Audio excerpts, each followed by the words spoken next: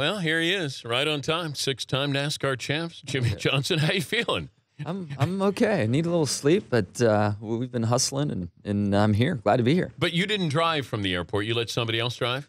Yes, reluctantly I did, and I was nauseous the whole way. But are you a good driver if you needed to get someplace? Do you trust yourself to get there better than anybody else? Yes, without a doubt. I feel good about my driving skills, but my wife, on the other hand, thinks far differently. So, it doesn't matter. Even if you're a 6-time NASCAR champ, your wife, no one's wife is gonna like their husband's driving. Wait, your wife is a backseat driver to you? Yeah. Oh yeah. Oh wow. Yeah. That's pretty. It's not. Yeah. Oh yeah. Well, I'm glad you made it in. I know it's been a whirlwind tour. How much sleep last night? I got probably 2 hours this morning, and then 2 hours on the flight up. So I'm slowly accumulating enough to function. Okay, but this is your 6th title. By now, like, do you know how to celebrate? And is it the same kind of feeling when you win?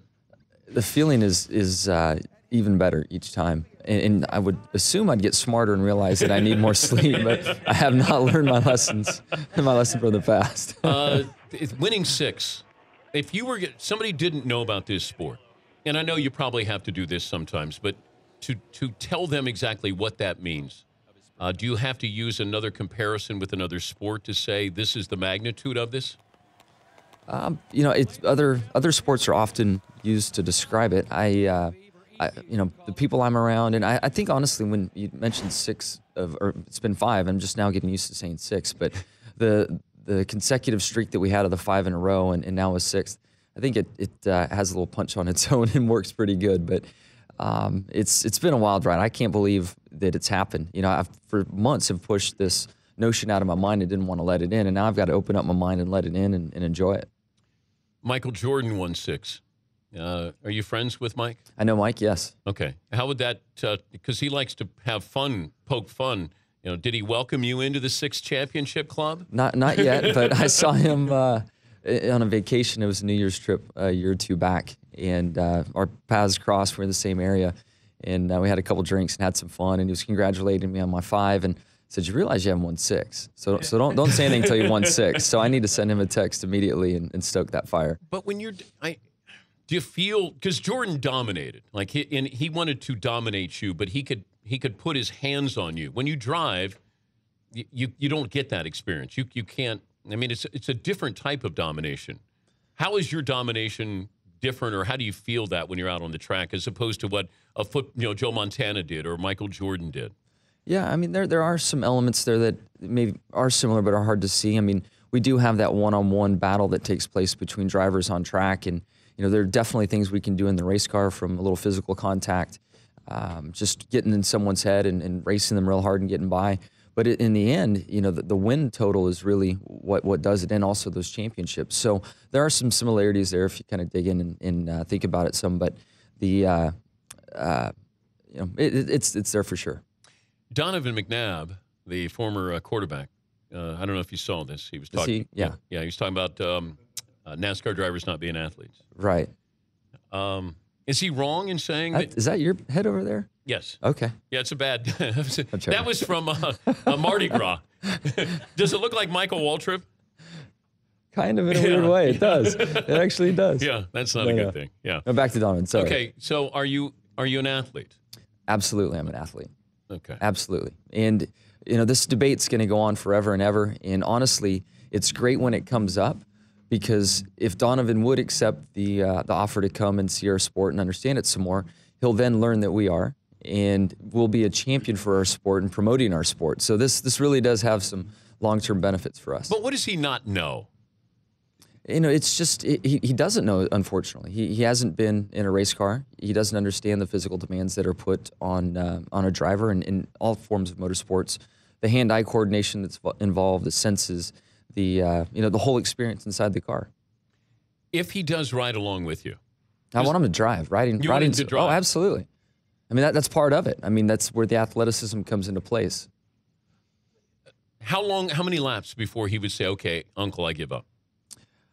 It'd be tough to get him for any team to put him in a real car on a real track. So I think we'd have to start off at a local go-kart track for starters. And karting, legitimate karting is an extremely physical sport and an affordable way to go out there and get some laps. So honestly, we'd start on a small scale and see what he thought from there. And I know it would blow his mind. He's Jimmie Johnson, now 6-time NASCAR champ, joining us, Dan Patrick Show.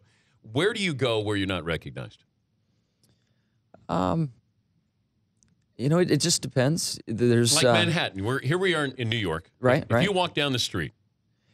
I've been recognized. I have an apartment up here. We're here often, and I'm spotted. I had a cabbie stop in the middle of an intersection one time and jump out and say, "Jimmie, good job." So it happens anywhere. It's really cool. Do you get scared riding in the back of cabs in New York? I do, and I get nauseous as well. I get motion sickness pretty easily, and cabs here in the city just fry me. So, well, what's more dangerous, cab in New York City or 200 miles to Talladega? I think Talladega, and this is why. We crash every time we're in Talladega, and you ride around in a cab, everybody does, without a seatbelt on the back, and I don't see many pileups here. So I'm always impressed about the level of skillful driving that happens here in the city. We always hear like certain players see something happen before it happens. Wayne Gretzky was always 3 moves ahead, or if it's Joe Montana. As a driver, can you sense something bad happening? See it before it's going to happen? Yeah, you can. I mean, for us, vision is so important, and every car, when you're on the racetrack, you can realize, or you start to realize the the arc that a car makes and kind of the path that a car will take. And if somebody's having a problem, something's going wrong, you learn that if they ricochet off a wall, they're going to come down at whatever speed and angle. If they're just spinning out on their own, there's a lot of things that you learn to sense from through your vision from afar and make a good guess. Sometimes things change by the time you get there, but you can see stuff in advance. The best driver in NASCAR history is who? I don't know. Can you say I know yourself? who I wanted to. Now I can't say myself. And I'm not done driving, so I don't know if I can be a part of that conversation yet. Well, 6 titles. 6 titles it is. I honestly look at Dale and Richard with their 7 championships, and to be in the conversation, you got to get up there and tie them. And then if you're able to beat them, then I think you get it. How would you have fared against those 2? I don't know. It's such different eras, How would they treat you?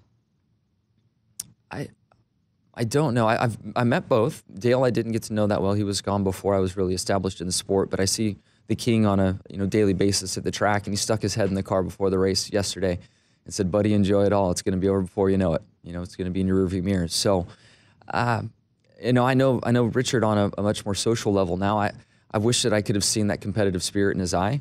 And from what I understand, when he'd get mad, he's a big, long, lanky guy, and he had this finger that he'd point at people with. And I would have liked to have seen the finger, I'd have also liked to see Dale in my rearview mirror and either get spun out from him or a tire mark put on my race car from him. But, they're both extremely talented and dominated their eras in time. Would Dale Earnhardt have spun you out yesterday? If you make him mad, I think it'd spin anybody. It didn't really matter. To win? To win? Dale had a there's one where it got away from. The rest of the time, he was really good at rattling people's cages, as he liked to say. And he got Terry a little too much in Bristol one time. But, the guy was so entertaining to watch and just didn't put up with anything. That's the impressive thing about him through his generation. But do you need rivalries? How good is it for the sport if you have, people don't like each other? Somebody has to pick sides when they watch a race. They do. The world's changing. In my opinion, I think it's great to watch a good competitive rivalry where people actually respect one another. You don't have to hate each other. But people don't dislike you. Well, I guess where I'm going with it is this year with Matt Kenseth, Matt and I, fighting for the championship, have a ton of respect for one another and are friendly with each other. And some may have wanted to see, me against somebody I despise and have that type of rivalry take place. And I was very happy to race someone, especially in today's era. Who do you despise? Who's the guy you despise? There's no one as of late. I almost had a little dust up with Biffle. And for me, stuff rolls off my shoulders so quickly that it's hard to stay angry for long. But you've been lifting weights. Don't you want to get into a fight here? I've been swimming and running and biking, all that garbage. No. Especially, you change a lot over time. And in the moment, there's plenty of times I've been ready to fight, coming out of a race car immediately after something happens. But a little time, cooler heads prevail, and kind of chill out at that point. Thanks for making time. I know it's a busy schedule. How much time do we have here, Seton? About 2 minutes. 2 minutes. What's the schedule here in New York? I have no idea. I just woke up. I woke up, Okay. got into an SUV and was trying to drink a cup of coffee. And your mic man was trying to hurry things up in the elevators. We're on the way up, and my coffee's laying on the floor of your elevator, so You I spilled apologize. it? I didn't spill it. I was holding it, and it knocked out. But it's okay. There's more coffee. So we got an oil spill there. We do. Okay. All right. Fair enough. So you don't know what your schedule is? I don't. I think they drop me off tomorrow night about 10 o'clock at home. So I'll go see my wife and kids then. Yeah. Well, they understand your kids understand the magnitude? My 3-year-old, I was trying to explain to her last night that I wouldn't see her for a few days, and I'm not sure it registered. And then we have a 2-month-old, so they're on the young side. But it's been very special for myself and my wife to have them there and have them part of all this. Well, congrats. Thank you. Great moment. Jimmie, with his 6 NASCAR championships, and hopefully Michael Jordan welcomes you to the select club. The Dan Patrick Show, weekday mornings on Audience.